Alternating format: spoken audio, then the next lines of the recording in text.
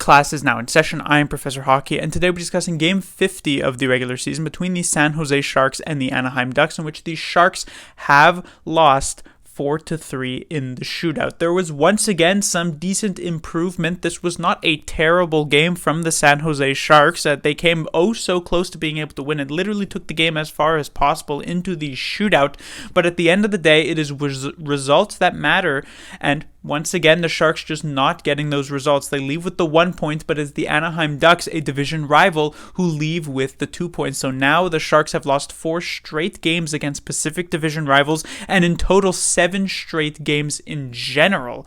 And they continue to fall further and further out of the playoff race that they still seemingly like to believe that they are firmly a part of. And so, yeah, you could say, oh, well, they had some great chances. Anthony Stolarz was really good in net, yada, yada, yada. But again, at the end of the day, they get 1 point, and it's not going to matter by game 82, by that time that the playoffs do roll around, that, oh, well, they had that great game in game 50 against the Anaheim Ducks. Where's the extra point for that? Nope, they didn't get it. They get the 1 point, and that's sort of the bottom line there. On to the actual game here. Things didn't start off great for the San Jose Sharks. It looked like it was going to go the way of those 3 previous games when Derek Grant got a 2-on-0 opportunity with his line mate, and they came in and managed to score this goal to make it 1-0 Anaheim. But the Sharks responded with goals from Logan Couture and Brent Burns, and as such actually held a lead for the first time in a very long time going into this first intermission. A nice change of pace from the 3 previous games where they trailed 2-0 at the first intermission. Now, how would the Sharks look with this very rare situation of them holding a lead? Well, not particularly good, as they'd end up giving up the tying goal to Rickard Rakell, and then when they would get the go-ahead goal from Logan Couture a few minutes later, Rickard Rakell would once again tie it up, and we would be tied at 3 going into the third intermission, or in the second intermission. Now, in the third period, there was no scoring, but that doesn't necessarily mean there's nothing that I want to talk about that occurred here in this third period, as there is actually something. It was in the last few minutes of this third period, Radim Shemek lays a hit onto Troy Terry and ends up getting called for boarding, and this kind of irks me a bit because of how Troy Terry sort of approached this situation. It feels as though because the NHL has rightfully so cracked down on some of these hits from behind, the players have begun to, at the very least, subconsciously abuse this fact. And you see this perfectly fine here. It feels as though, a few years ago, a player in a Troy Terry situation would have braced for this hit and just absorbed the oncoming defender's physicality with what we saw from Radim Shemek onto Troy Terry. But instead, Troy Terry decides to turn his back on the play at the very, very possible last second, which puts Shemek in this impossible situation where he can't really let up because he has essentially zero warning that Troy Terry is going to actually do this. And so instead, he just kind of tries to mitigate the damage ever so slightly because he has so very little time to do this, and in the end, Troy Terry gets nailed into the boards and Shemek gets called for a penalty. It's just a situation where Troy Terry seems to think that by turning his back to the play, it kind of puts him in like a safety bubble that he's now going to be impervious to Radim Shemek's hit. Like, oh, well, now that I have my back towards you, it's impossible for you to hit me. But that's just not how hockey works. Radim Shemek is, a train coming in there, and you have to brace for that hit. You can't just turn your back because you are going to get nailed into the boards. And I felt as though it's interesting because the referee who was in the play doesn't actually call this a penalty, and I think that was the right move, but it was the referee at center ice who ends up making this call. I don't know if he thought that this was a penalty. I don't know if he just didn't see correctly in this particular situation, but the fact that Troy Terry turns his back on this play is not a good thing. I think a hit that we can actually compare it to, which funnily enough even occurred in this game, was the hit by Rickard Rakell onto Rudolf Balcers earlier in the game. And this kind of stems from a situation of many years ago, well, not that many years ago, but many years ago in sort of the context of the modern NHL, when the NHL decided to move to a hybrid icing situation to try and avoid situations where defensemen would just get crushed into the boards by oncoming offensive players. And this is sort of what happens in a way, not on an icing, but on a dump and chase with Rudolf Balcers. He moves past a couple of Anaheim Ducks players. He has his back to the play as he chases after the puck, which is perfectly fine. And Rickard Rakell has all the time in the world to not actually go for any sort of hit, but instead decides to make the hit play, which I felt as though should have absolutely been a penalty, because Balcers has no possibility of bracing for this hit, unlike later on in the game when Troy Terry absolutely had all those opportunities to brace for the hit. So two sort of similar situations, but with Balcers, who's in a very vulnerable position, and Rickard Rakell doesn't really care, compared to Troy Terry, who's in a perfectly fine position but then puts himself purposely into a vulnerable position and then gets hit from behind. So that's just a brief comment on that. But back to the game. The game would then move into overtime, where the Sharks would get in the very strong and usually pretty easy to end the game overtime power play that put them up 4-on-3, but the Sharks had the entire 2 minutes to work with and didn't manage to actually score, and so we'd end up heading to the shootout, where the Sharks would just get crushed by the very skilled young Duck players. They'd score 2 of their 3 shots. The Sharks wouldn't even end up getting a third shooter, as their first 2 missed, and they end up losing the extra point. On to the players to talk about. I mentioned how Meier, Hertl, and Barabanov, since their return from the Olympic break, haven't necessarily been super fantastic, besides that one game for Timo Meier against the Vancouver Canucks, but the previous one wasn't particularly good against the Vegas Golden Knights, but they do have a nice rebound game here. Meier, another couple of assists, and also orchestrated a couple of very nice plays for himself. Barabanov, there was that stretch in the overtime, late in the overtime, about a minute left, where he had a couple of fantastic opportunities for himself, couldn't bury them, but still nice to see him using that skill that he has. And also Tomas Hertl, a couple of strong one-timer opportunities in this game, though he just couldn't beat Anthony Stolarz at any particular situation, but nice to see them getting those chances.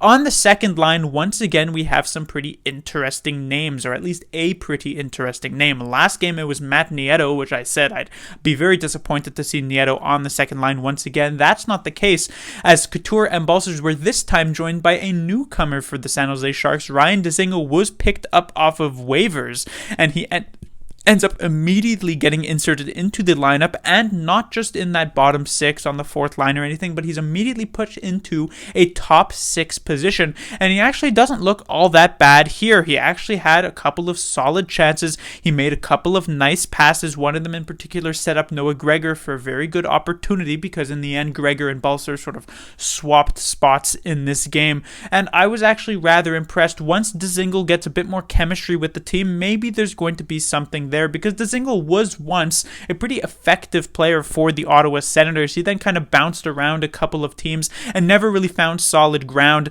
However, it should be noted that when I say he used to be a solid player, this isn't one of those situations where, oh, he used to be a solid player, but now he's 35 years old, and so you don't expect him to ever find that back. No, Dzingel is still relatively young, so it is technically possible he can recapture some of that magic, and we can only hope that he does. On to the third line, Nieto once again was reunited with Bonino and Cogliano, and this line is sort of hit or miss, except for it usually misses a lot more than it does hit, and here tonight it was once again, I would say, a bit of a miss at the very least. While they weren't completely awful on the defensive side of things, which it's kind of sad that I have to say that about a line of Bonino, Cogliano, and Nieto, which is supposed to be a strong defensive line, but they also didn't really do much of anything offensively, so generally it was a pretty average to below average game here from the third line. On to the fourth line, like I mentioned, Gregor would eventually move up to the second because he had a very solid game. He once again caught a couple of fantastic chances, one on a pseudo breakaway and another on a good 2-on-1 opportunity where he was robbed by Anthony Stolarz. Gregor just continues to not be able to buy a goal. His amount of grade A chances probably are right up here when his amount of actual goals are all the way down here.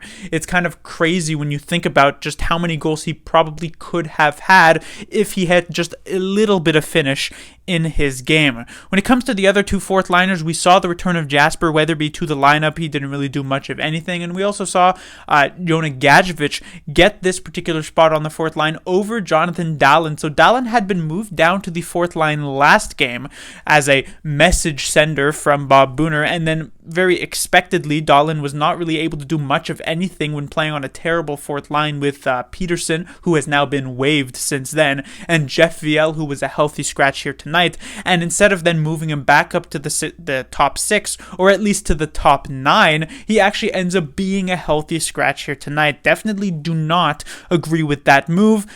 I can see why you're not going to immediately put him back into the top 6 because of the arrival of Dzingel. You maybe want to see what you have with Dzingel there, but at the very least, you can break up that third line that, honestly has not done anything to show that they should still be a line together. I mean, they've been struggling so much that it's not as though there's a situation of, well, we need to keep these 3 players together. Look how great they are when they are consistently hemmed in their own defensive zone and giving up tons and tons of goals against.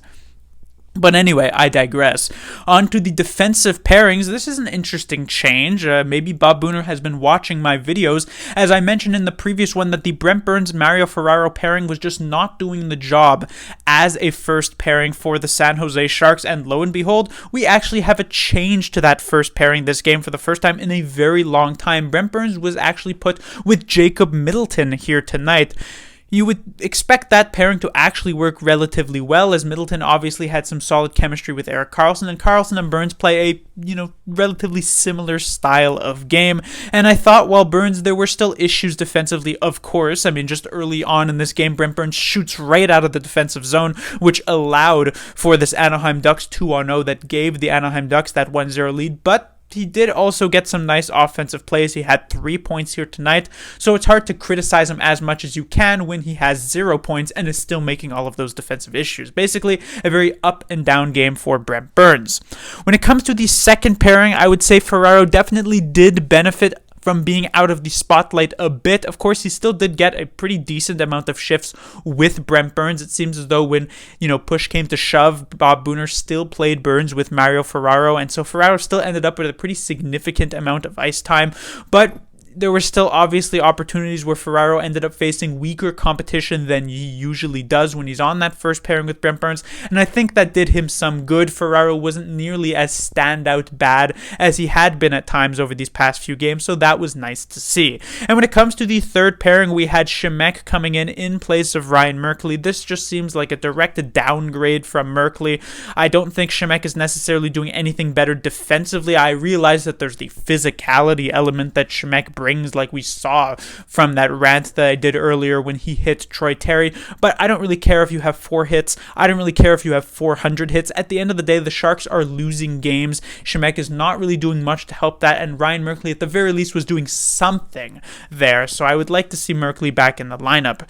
And finally, we have James Reimer. He was looking for a bounce back game after a pretty terrible one in the previous one against the Vegas Golden Knights, and I would say there wasn't as much that he could have done here tonight, but still some issues on with the Raquel goal. There was that big rebound that he let up that would eventually deflect off of the skates of Raquel and go into the back of the net, so that was something to clean up. And right now, I don't think we're going to see Zach Sawchenko ever come in over James Reimer, but we can only really hope that maybe Aiden Hill can come back to give Reimer a bit of a break, a bit of a rest here. Obviously, he did have that pretty extended break with the Olympics, almost 2 weeks, but it's not so much of a break because, we don't want to overwork Reimer compared to, okay, you need to sit a game out on the bench, get Aiden Hill in so you can maybe refresh yourself, because right now Reimer has been struggling more often than not. But that will do it for this review. The Sharks will be back in action on Thursday, where they will take on the New York Islanders. So the Sharks, they will finally depart the Pacific Division. They'll take on a team that they have had success against this season. They beat the Islanders in their first meeting of the season 2-1 in overtime. That was on an Erik Karlsson overtime goal. That almost certainly will not happen again, since Erik Karlsson currently remains sidelined with an injury. But we'll see if the Sharks can at least snap this losing streak with closing out a 2-0 season series against the Islanders. Class dismissed.